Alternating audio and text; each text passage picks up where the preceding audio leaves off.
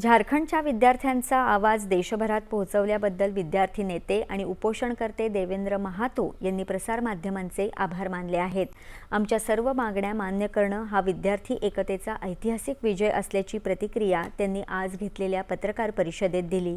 झारखंड लोकसेवा आयोग आणि झारखंड कर्मचारी निवड आयोगाच्या पेपरफुटीनंतर विद्यार्थ्यांनी केलेल्या आंदोलनानंतर झारखंड सरकारनं अखेरीस विद्यार्थ्यांची प्रमुख मागणी मान्य केली।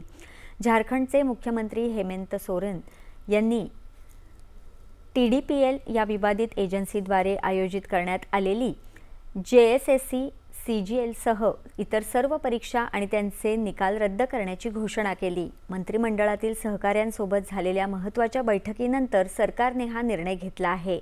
राज्य सरकारने 2014 पासून आतापर्यंत झालेल्या सर्व भरती परीक्षांमधील अनियमिततेची व्याप्ती पाहता त्यांची गुन्हे अन्वेषण विभागामार्फत सखोल चौकशी करण्याचे निर्देश दिले आहेत।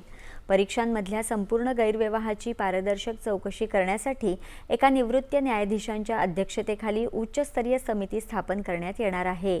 संपूर्ण परीक्षा प्रक्रिया पारदर्शक करण्यासाठी वरिष्ठ IAS अधिकारी अमिताभ कौशल यांच्यावर नवी यंत्रणा उभारण्याची जबाबदारी सोपवण्यात आली आहे।